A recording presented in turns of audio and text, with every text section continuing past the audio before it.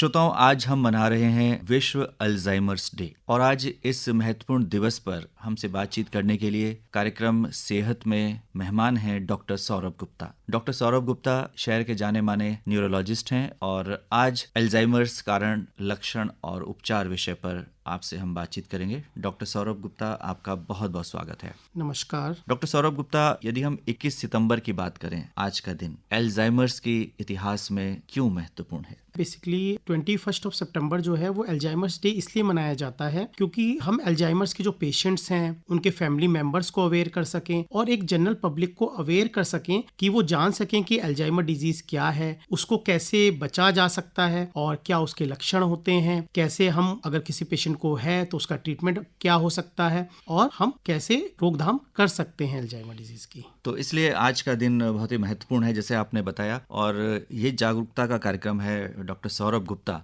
हमारे श्रोता बहुत कुछ जानते भी हैं इस रोग के बारे में, लेकिन फिर भी हम बहुत शुरुआती तौर पर बताना चाहेंगे कि अल्जाइमर्स वास्तव में है क्या। अल्जाइमर जो बेसिकली नाम दिया गया वो एक वैज्ञानिक का नाम था अल्जाइमर, तो उनके नाम पे बीमारी को नाम दिया गया है। अल्जाइमर जो बीमारी है वो एक भूलने की बीमारी होती है। भूलने की बीमारी के बहुत सारे कारण हो सकते हैं, उसमें से अल्जाइमर डिजीज एक कारण होता है। अल्जाइमर डिजीज जो है बेसिकली ब्रेन में न्यूरॉन्स का, जो ब्रेन के न्यूरॉन सेल्स होती हैं, कोशिकाएं होती हैं, उनका डिजेनरेशन होने लगता है, उनका डैमेज होने लगता है और ब्रेन के अंदर कुछ प्लाक्स डिपॉजिट्स हो जाते हैं जो कि इस डिजीज का कारण होते हैं और उसके कारण ही जो है सिम्टम्स आते हैं अल्जाइमर डिजीज के। तो हम कह सकते हैं कि इसमें जो हमारी याददाश्त है और जो दिमागी क्षमता है वो नष्ट होने लगती है जी। और आपने बताया कि जो हमारी कोशिकाएं हैं दिमाग की, वो कमजोर होने लगती हैं। थोड़ा हमारे श्रोताओं को बताएं कि कमजोर कैसे होती हैं। ब्रेन जो है, ब्रेन का हमारा जो मेमोरी फॉर्मेशन का रोल है, मेमोरी स्टोरेज का रोल है और उसका रिट्राइवल का रोल है कि कोई चीज अगर हम पढ़ते हैं, सुनते हैं, हम पहले उसको पढ़ते हैं, हम रीड करते हैं, हमारे ब्रेन में जाती है वो, फिर हम उसको जब हम बार बार किसी चीज को लर्न करते हैं तो वो हमारी मेमोरी स्टोर हो जाती है ब्रेन में। फिर हम कोई एग्जाम देते हैं या कोई हमसे क्वेश्चन करता है तो हम उसको रिट्राइव करते हैं। ये ब्रेन में फॉर्मेशन डिफरेंट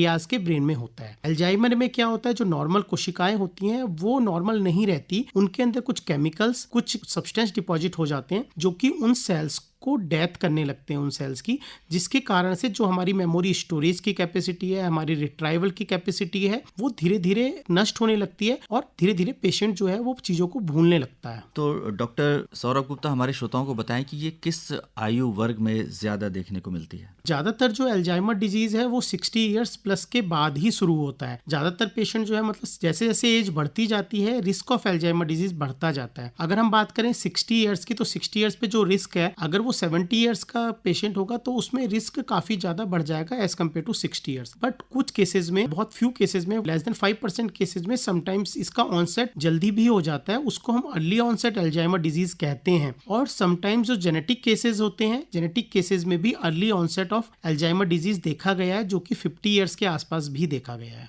तो डॉक्टर सौरभ गुप्ता, यदि हम लक्षणों की बात करें तो प्रमुख लक्षण क्या है? एक तो आपने बताया कि भूलने की आदत होती है। जो अगर हम लक्षण की बात करें अल्जाइमर डिजीज की, तो सबसे पहले जो लक्षण आता है वो मेमोरी डिस्टर्बेंसेस ही आते हैं। भूलने की दिक्कत ही सबसे पहले आती है और भूलने की दिक्कत में सबसे पहले जो आती है वो शॉर्ट टर्म मेमोरी लॉस होता है। जैसे जो चीजें अभी अभी हमने याद करी, हम किसी से मिले आज, हमने क्या खाया, हमने मेडिसिन ली कि नहीं ली, ये सब चीजें पेशेंट भूलने लगता है। पेशेंट क्या करता है, उसने मेडिसिन ले ली थी और वो कहता है कि अभी मेडिसिन नहीं ली, फिर से मेडिसिन दे दीजिए, या उसने खाना नहीं खाया है, या उसे याद ही नहीं रहता थोड़ी देर पहले वो किससे मिला था, या किसी ने उसे कोई नंबर बताया वो भी उसे याद नहीं रहता। ये शुरुआती लक्षण होते हैं। पर जैसे जैसे बीमारी बढ़ती है तो वो जो पुरानी बातें होती हैं, पुराना किसी का बर्थडे हो गया, कोई जगह हो गई, रास्ते धीरे धीरे पेशेंट भूलने लगता है, तो ये तो मेमोरी डिस्टर्बेंस हो गया। पर मेमोरी डिस्टर्बेंस के साथ साथ पेशेंट को एग्जीक्यूटिव फंक्शन हम जिसे बोलते हैं, जो काम करने का तरीका होता है, जैसे फॉर एग्जाम्पल हम चाय बनाते हैं या हम किसी काम को जिस सीक्वेंस में करते हैं वो सीक्वेंस पेशेंट भूल जाता है कि उसे पहले क्या चीज करनी है, बाद में क्या करना है, वो सीक्वेंस जो होती है इवेंट की वो भूल जाता है। इसके अलावा उसकी जो जजमेंट की क्षमता, सोचने की जो क्षमता होती है वो कम हो जाती है। किसी चीज को लाइक आग लगी, उस टाइम पे हमें क्या करना चाहिए, भाई भागना चाहिए, पानी डालना चाहिए, वो सब ये भूल जाता है।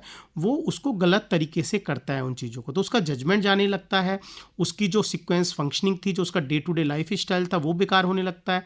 तो जॉब में उनके कलीग्स बोलते हैं कि सर पहले तो आप ये काम बहुत अच्छे से करते चाहते थे बट आप ये सीक्वेंस आपने गलती कर दी है। तो ये सब सिम्टम्स हो सकते हैं। इसके अलावा कुछ सिम्टम बर्ताव रिलेटेड भी होते हैं, बिहेवियर रिलेटेड होते हैं कि चिड़चिड़ापन आने लगता है कई बार, और कई बार ऐसा हो सकता है कि बहुत ज्यादा डिप्रेसिव, एपैथी की किसी से बात नहीं करनी, बिल्कुल सोशल गैदरिंग में ना जाना, घर पे अकेले एक रूम में अकेले बैठे रहना, ये सब भी बिहेवियरल एबनॉर्मलिटीज हो सकती हैं। तो डॉक्टर सौरभ गुप्ता, आपने बताया कि इसके क्या चरण है, फेजेस हैं। हम बात करते हैं कि जोखिम के कारक कौन कौन से हैं, रिस्क फैक्टर जिन्हें हम कहते हैं। जो अल्जाइमर डिजीज के लिए जो कारण है वो बहुत नोन कारण नहीं है, बट फिर भी जो रिस्क फैक्टर्स ऐसे हैं जो कि अल्जाइमर डिजीज का रिस्क बढ़ाते हैं, उसमें कॉमन कारण जो आते हैं वो आता है एक लाइफ स्टाइल। अगर आपका हेल्दी लाइफ स्टाइल नहीं है वो भी एक इंपॉर्टेंट कारण है। इसके अलावा डायबिटीज हो गया, हाइपरटेंशन हो गया, जिनको डायबिटीज हाइपरटेंशन अनकंट्रोल रहता है, पहले कोई हार्ट की प्रॉब्लम है, पहले कभी स्ट्रोक आ रखा है, पहले कभी हेड इंजरी हो रखी है, तो ये सारे जो फैक्टर्स हैं वो रिस्क फैक्टर को बढ़ाते हैं। इसके अलावा जो लोग पर्सनैलिटी जिनकी ऐसी होती है कि लोगों से बहुत कम मिलना जुलना रखते हैं और बहुत ही ज्यादा निगेटिव थॉट्स वाले लोग होते हैं, उन लोगों में भी देखा गया है कि मेमोरी डिस्टर्बेंस अर्ली एज में रिस्क होता है और अल्जाइमर डिजीज का भी रिस्क ज्यादा देखने को मिलता है इन केसेस में। इसके अलावा कुछ लिंक्स ऐसे भी हैं कि कुछ डेफिशिएंसीज हैं वो भी रिस्क बढ़ाती हैं, स्मोकिंग है वो भी जो है अल्जाइमर का रिस्क बढ़ाती है। तो ये डेफिशिएंसीज क्या क्या है, किन की कमी कारण ये हो सकता है? बेसिकली डेफिशिएंसी की अगर बात करें तो पर्टिकुलरली वो अल्जाइमर डिजीज का रिस्क नहीं बढ़ाती हैं, वो जो भी डिमेंशिया हमारे हैं, भूलने की जो बीमारी होती है उनका रिस्क बढ़ाती हैं। खासकर अगर हम विटामिन B12 डेफिशिएंसी की बात करें, विटामिन B1 डेफिशिएंसी है जो खासकर अल्कोहल वाले पेशेंट्स में देखने को मिलती है, विटामिन D से भी लिंक देखा गया है, तो काफी ज्यादा विटामिन डेफिशिएंसीज हैं। इसके अलावा हाइपोथायराइड अगर है किसी को, तो ये सब डिमेंशिया का रिस्क बढ़ाता है, कहीं ना कहीं थोड़ा रिस्क ये अल्जाइमर डिजीज का भी बढ़ाते हैं। डॉक्टर सौरभ गुप्ता, आमतौर पर एक रोग की चर्चा होती है डिमेंशिया, तो डिमेंशिया और अल्जाइमर्स में क्या समानताएं हैं, क्या अंतर है? डिमेंशिया बेसिकली एक बड़ा टर्म हो गया। डिमेंशिया में बहुत सारी चीजें आती हैं। डिमेंशिया मतलब भूलने की बीमारी, वो कुछ भी हो सकती है, वो अल्जाइमर हो सकती है, वो किसी को स्ट्रोक आया, स्ट्रोक के बाद अगर उसको भूलने की बीमारी तो उसको डिमेंशिया हम कह सकते हैं, उसको हम वेस्कुलर डिमेंशिया कहते हैं।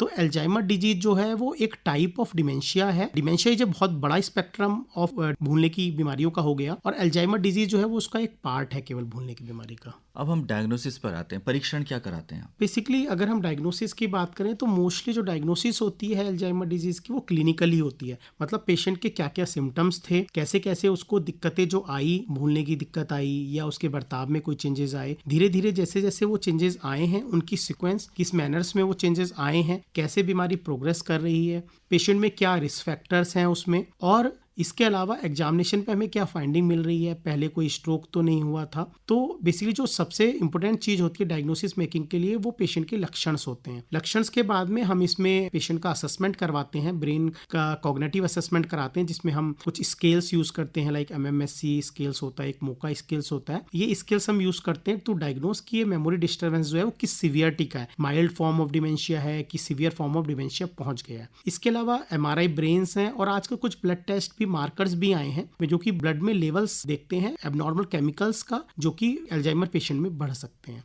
MRI ब्रेन में जो है वो बेसिकली जो सिकुड़न हो जाती है ब्रेन के, एक पर्टिकुलर एरियाज होते हैं कुछ टेम्पोरल लोब के, लाइक हिप्पोकैम्पस, उन एरिया में सिकुड़न आ जाती है जिसको हम ब्रेन की एट्रोफी या ब्रेन की सिकुड़न कहते हैं। तो हमें MRI में वो चीजें भी मिल सकती हैं। डॉक्टर गुप्ता, इलाज या निदान क्या है? अगर हम इलाज की बात करें तो बेसिकली अल्जाइमर डिजीज का कोई डेफिनेटिव क्योर नहीं है, बट हम इसको प्रिवेंट कर सकते हैं और हम इसके प्रोग्रेशन को स्लो कर सकते हैं। कुछ मेडिकेशंस भी हैं जिससे हम इसके प्रोग्रेशन को स्लो कर सकते हैं। इसके अलावा सबसे इंपॉर्टेंट चीज होती है life style modification. Life style modification में physical activity, cognitive exercises. Cognitive exercises में आजकल एप्स भी आ गई हैं कुछ जो कि आपको कॉग्निटिवली एक्टिव रखती हैं, कॉग्निटिवली एनहेंस कराती हैं पेशेंट के माइंड को। इसके अलावा लाइफ स्टाइल में डायबिटीज को कंट्रोल रखें, हाइपरटेंशन को कंट्रोल रखें, हेल्दी डाइट लें, junk foods, outside food avoid करें, फ्रूट्स, वेजिटेबल, फाइबर्स की मात्रा ज्यादा लें खान पान में। तो बेसिकली इससे हम जो है अल्जाइमर डिजीज को हम प्रिवेंट कर सकते हैं। इसके अलावा जो है फैमिली का सपोर्ट बहुत ज्यादा जरूरी होता है अल्जाइमर के पेशेंट्स के लिए, बिकॉज अगर फैमिली सपोर्ट नहीं होगा तो पेशेंट निगेटिव में धीरे धीरे जाने लगता है, डिप्रेशन में जाने लगता है, जो कि अल्जाइमर डिजीज के प्रोग्रेशन को बढ़ाता है। डॉक्टर सौरभ गुप्ता, इस रोग की जटिलताएं क्या है, कॉम्प्लिकेशंस? अल्जाइमर डिजीज जो है वो एक प्रोग्रेसिव डिजीज है, जैसे मैंने बताया इसका कोई प्रॉपर क्योर नहीं है। तो जैसे जैसे एज प्रोग्रेस करती जाती है अल्जाइमर डिजीज बढ़ती जाती है, और बढ़ने का रिस्क ये रहता है पेशेंट कुछ सालों में 5 years 10 years में जाके जैसे जैसे प्रोग्रेस करती जाएगी, जब वो severe form forms of Alzheimer disease हो जाती है तो पेशेंट ऑलमोस्ट बेड बाउंड हो जाता है और पेशेंट सारी चीजें भूल चुका होता है, ना अपनी फैमिली को पहचान रहा होता है, ना रिलेटिव्स को पहचान रहा होता है, ना ही वो अपनी डे टू डे एक्टिविटी कर पाता है। उसे ये भी नहीं याद रहता बाथरूम कहाँ जाना है, किस तरह से बाथरूम करना है।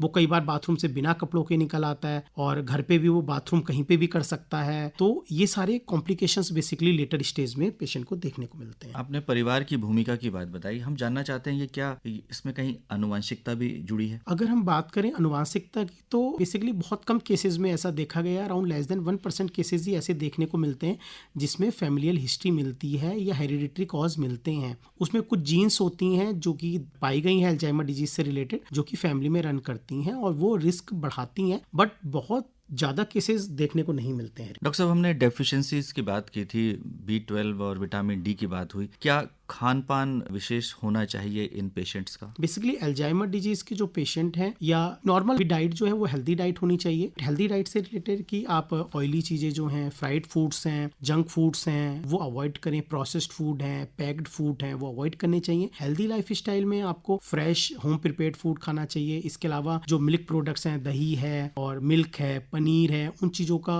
सेवन रखना चाहिए अपनी डाइट में। इसके अलावा फ्रूट्स हैं, जो भी मौसमेबल फ्रूट्स आते हैं वो आपको फ्रूट्स को और ग्रीन वेजिटेबल्स जरूर अपनी डाइट में इंक्लूड करने चाहिए। डॉक्टर साहब, हम जोखिम कारकों की बात कर रहे थे, क्या प्रॉपर नींद ना आना भी इस रोग को बढ़ा सकता है? बेसिकली किसी भी हेल्दी माइंड के लिए स्लीप बहुत इंपॉर्टेंट चीज होती है। अगर स्लीप किसी की भी प्रॉपर नहीं है, अगर कभी भी किसी के साथ होता है कि एक रात वो संग ढंग से सोए नहीं, तो अगले दिन हमारा वर्क बहुत ज्यादा अफेक्ट होता है। तो स्लीप का और ब्रेन का बहुत स्ट्रॉन्ग रिलेशन है कि अगर हम अच्छे से नहीं सोएंगे तो हम अपना वर्क हेल्दी नहीं कर पाएंगे, अपना हमारा ब्रेन एक्टिव नहीं होगा। तो ज्यादातर बीमारियां रिलेटेड लाइक डिप्रेशन की हम बात करते हैं कि ये सब अल्जाइमर के रिस्क को बढ़ाती हैं। एंजाइटी है, स्ट्रेस है, और इन सब में हमें देखने को मिलता है कि स्लीप जो है वो पेशेंट की बहुत पुअर स्लीप होती है। आइदर टाइम कम होता है या नींद आती भी है तो बहुत अच्छी नींद नहीं आती है। तो नींद अच्छी होना भी एक हेल्दी लाइफ स्टाइल के लिए जरूरी है। और केवल अल्जाइमर नहीं, बाकी जो साइकेट्रिक बीमारियां हैं, न्यूरो की बीमारियां हैं, उन सब के रिस्क को भी एक हेल्दी स्लीप जो है वो कहीं ना कहीं कम करती है। डॉक्टर सौरभ गुप्ता,